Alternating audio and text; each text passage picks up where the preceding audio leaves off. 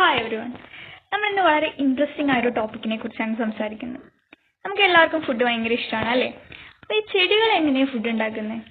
നമ്മളെല്ലാ food ചെയിനിലും first വരുന്നത് producers ആയ ചെടികളാണല്ലോ. അപ്പോൾ എങ്ങനെയാണ് ഇവർ ഫുഡ് ഉണ്ടാക്കുന്നത്? അതെ, ഫോട്ടോസിന്തസിസ് അഥവാ പ്രകാശ സംശ്ലേഷണം എന്ന് പറഞ്ഞാൽ സിമ്പിൾ എന്നാൽ അത്ര സിമ്പിൾ അല്ലാത്തൊരു പ്രക്രിയയിൽ കൂടിയാണ് എല്ലാ ചെടികളും ഫുഡ് ഉണ്ടാക്കുന്നത്. ഫോട്ടോസിന്തസിസ് എന്ന് പറഞ്ഞു കഴിഞ്ഞാൽ വെള്ളവും കാർബൺ ഡൈ ഓക്സൈഡും ഉപയോഗിച്ച് സൺലൈറ്റിന്റെ പ്രസൻസിൽ ചെടികൾ അഥവാ ഗ്രീൻ പ്ലാന്റ്സ് ഫുഡ് ഉണ്ടാക്കുന്ന പ്രക്രിയ.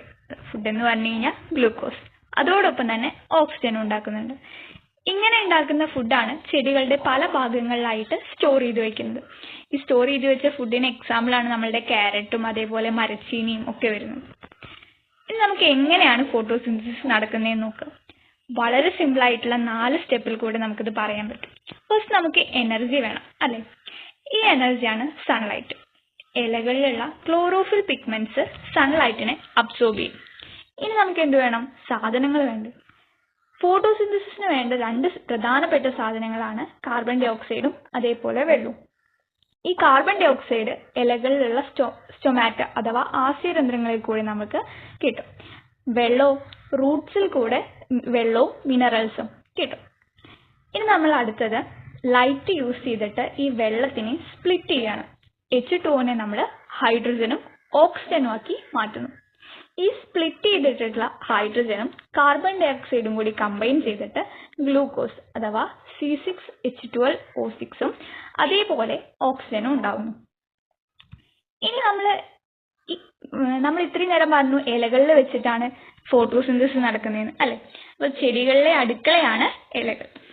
ഈ ഇലകളിലുള്ള ക്ലോറോപ്ലാസ്റ്റ് എന്ന് പറയുന്ന ഒരു കോശാംഗത്തിൽ വെച്ചിട്ടാണ് ഫോട്ടോസിന്തസിസ് നടക്കുന്നത്.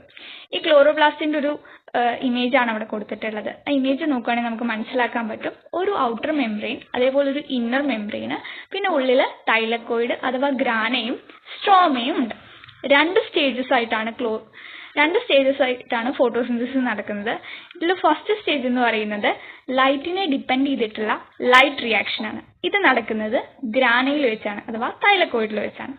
രണ്ടാമത്തേന്ന് പറഞ്ഞു കഴിഞ്ഞാൽ ലൈറ്റ് ഇൻഡിപെൻഡന്റ് ആയിട്ടുള്ള ഡാർക്ക് റിയാക്ഷൻ ആണ്. ഇത് നടക്കുന്നത് സ്ട്രോമയിൽ വെച്ചിട്ടാണ്. നമുക്ക് വളരെ സിമ്പിൾ ആയിട്ട് ഫോട്ടോസിന്തസിസിന്റെ ഒരു ഇക്വേഷൻ നോക്കുകയാണെങ്കിൽ CO2 plus H2O in the presence of light gives C6H12O6. ഈ ഗ്ലൂക്കോസിന് നമുക്ക് ഫ്രക്ടോസ് ആയിട്ടും കാണാൻ കഴിയും, പ്ലസ് ഓക്സിജൻ. ഇനി ഇമ്പോർട്ടൻസ് ആണ്. ഫോട്ടോസിന്തസിസ് വളരെ ഇമ്പോർട്ടന്റ് ആയിട്ടുള്ള ഒരു പ്രക്രിയയാണ്. ചെടികൾക്ക് മാത്രമല്ല ബാക്കി എല്ലാ ജീവികൾക്കും. അതിൽ മെയിൻ ആയിട്ടുള്ള 4 കാര്യങ്ങളാണ് ഇവിടെ കൊടുത്തിട്ടുള്ളത്. ആദ്യം തന്നെ ഓക്സിജന്റെ റിക്വയർമെന്റ് ആണ്. നമ്മൾ എല്ലാവരും ശ്വസിക്കുന്ന ഓക്സിജൻ ഉണ്ടാക്കണം എന്നുണ്ടെങ്കിൽ ഫോട്ടോസിന്തസിസ് നടക്കണം. രണ്ടാമതായിട്ട് വരുന്നത് പ്രൊഡക്ടിവിറ്റി ആണ്. നമ്മളുടെ അഗ്രികൾച്ചർ ക്രോപ്സിന്റെ പ്രൊഡക്ടിവിറ്റി കൂടുന്നതും കുറയുന്നതും ഒരു പ്ലാന്റിന്റെ ഫോട്ടോസിന്തറ്റിക് എഫിഷ്യൻസി വെച്ചിട്ടാണ്. നമ്മൾ വിളവ് കൂടുന്നത് ഫോട്ടോസിന്തസിസ് നല്ല കാര്യക്ഷമമായിട്ട് നടക്കുമ്പോഴാണ്. അടുത്തത് ഓക്സിജന്റെയും കാർബൺ ഡൈ ഓക്സൈഡിന്റെയും ബാലൻസ് ആണ്. നമ്മളുടെ അറ്റ്മോസ്ഫിയറിൽ ഒരുപാട് വാതകങ്ങളുണ്ട്, നമുക്കറിയാം. Nitrogen, oxygen, carbon dioxide, argon, അങ്ങനെ ഒരുപാട്. ഇതിൽ ഓക്സിജന്റെയും കാർബൺ ഡൈ ഓക്സൈഡിന്റെ അളവ് ബാലൻസ് ചെയ്ത് നിർത്തുന്നത് ഈ ഫോട്ടോസിന്തസിസ് എന്ന് പറയുന്ന പ്രക്രിയ വഴിയാണ്. അടുത്തത് നമുക്കറിയാം, വളരെ മെയിൻ ആയിട്ടുള്ള കാര്യമാണ് ഫുഡിന്റെ കാര്യം. നമുക്ക് കിട്ടുന്ന എല്ലാ ഫുഡും ഉണ്ടാക്കുന്നത് ചെടികൾ വഴിയാണ്. ഇപ്പോൾ ഏറ്റവും ഇമ്പോർട്ടന്റ് ആയിട്ടുള്ള ഒന്നാണ് ഫുഡ് എന്ന് പറയുന്നത്. അപ്പോൾ ഇത്രയാണ് ഫോട്ടോസിന്തസിസിനെ കുറിച്ച് പറയാനുള്ളത്. കേട്ടിരുന്ന എല്ലാവർക്കും താങ്ക് യു.